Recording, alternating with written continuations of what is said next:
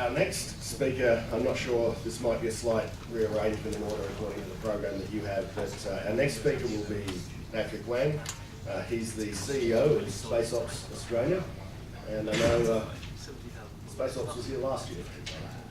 Not Patrick.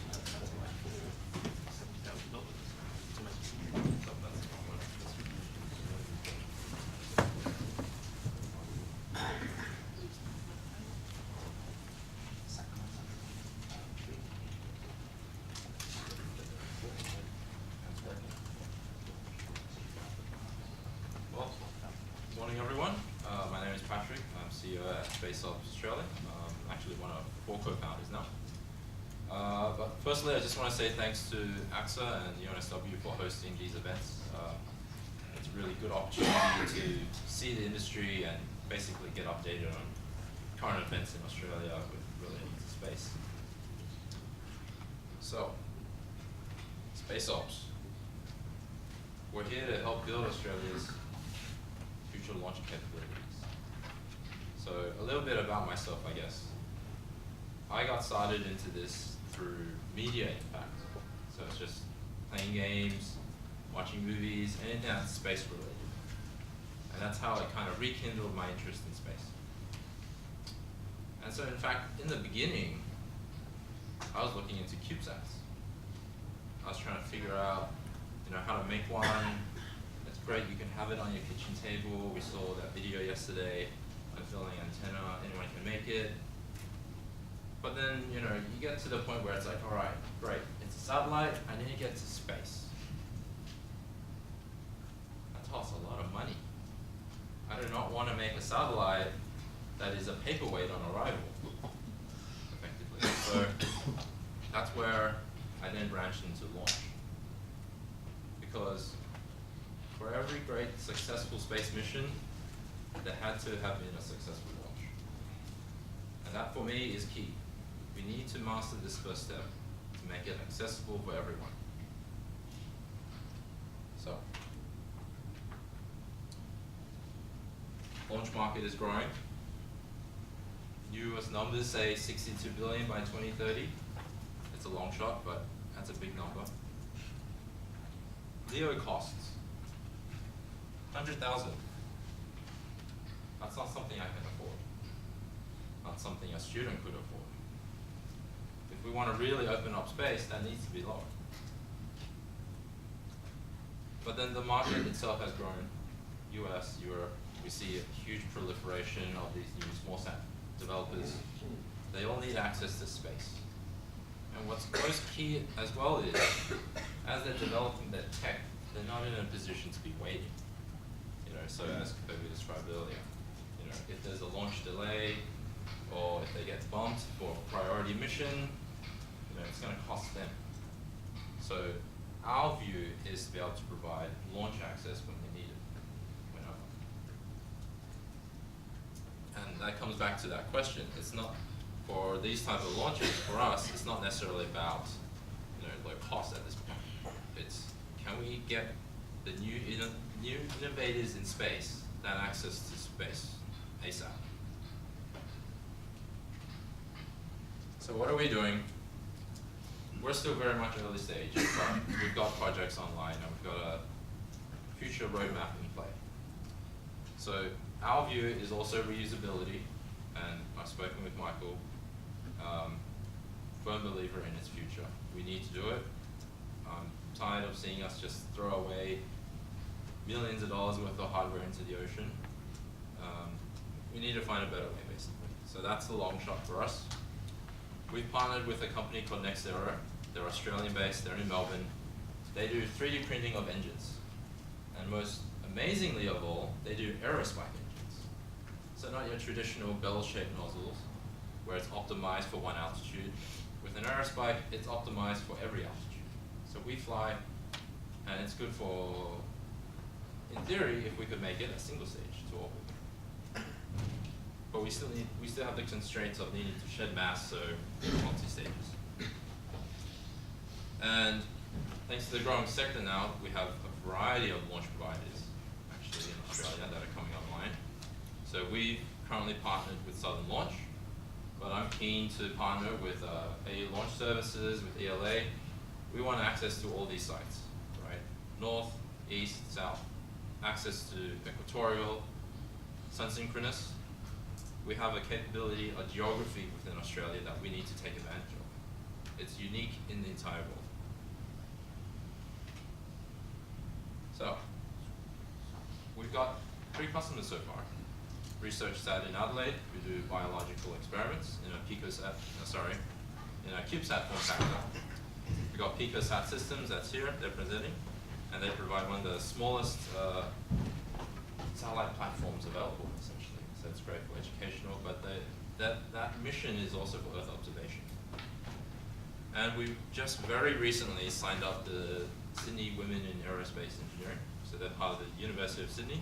And they'll be looking to develop a CubeSat that will monitor the onboard vehicle's motion and also temperature. Ooh. That's basically who we are. My background is in fact simulation. And even before that, it's doing a bachelor's degree in design computing. So nothing related to engineering, which is also one of the reasons why I'm actually a student again. I've gone back in to do mechanical engineering in preparation to basically understand what my chief engineers are telling me.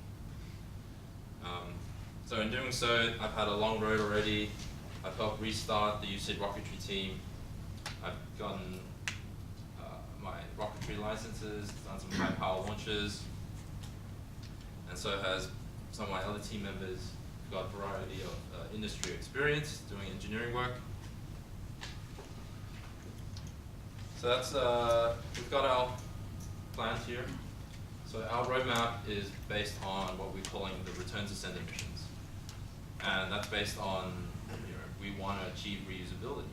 So we want our vehicles to come back to us. So return to sender. So our first mission is in fact this year. We've got it in September. And that's with the collaboration with NextAero and those 3 customers who we've provided payload space on this launch for free.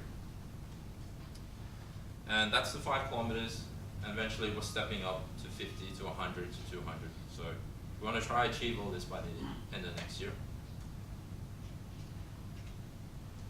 This is the vehicle that we're developing for that first mission.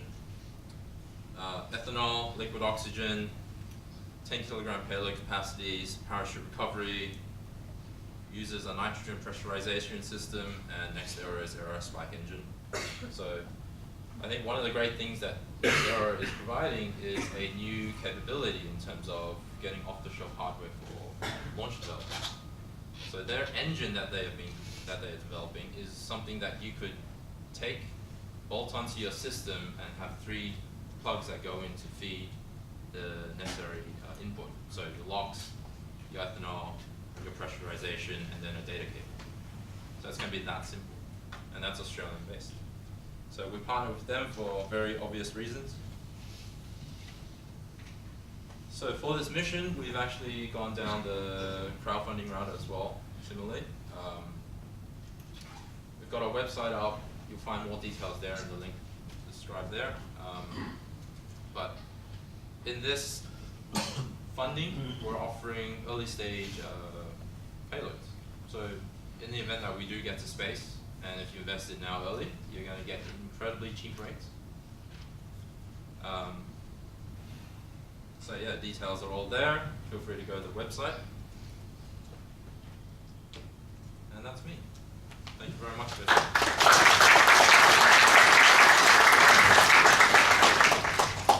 Great, so we've got time for a couple of questions. Yeah.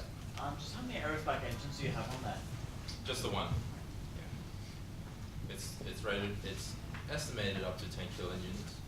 They're in the process of testing the engine, so it's being printed, assembly of the pump, and they're working on his farm, his parents' farm, to get that tested. So we'll see how those test results come out for actual process. Really, really quick follow-up question. Yeah. What material is it printed out of? Very good question. I think it's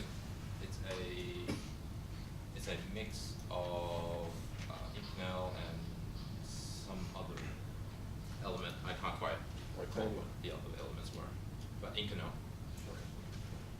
Thank you.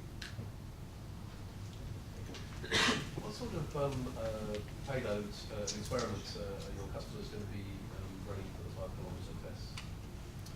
Most of them are really for internal, so we've got internal measurements of the vehicle. So the plan is to take the data, get our data, and then compare basically and see if there's any accuracy involved.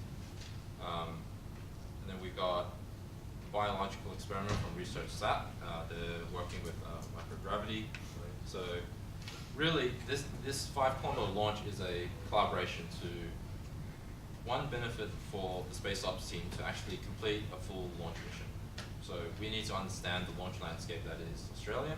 We need to gain that first-hand experience. Right. So yeah, in terms of those payloads, sensing the vehicle itself, integrating on a vehicle, getting understanding of what customers' needs are.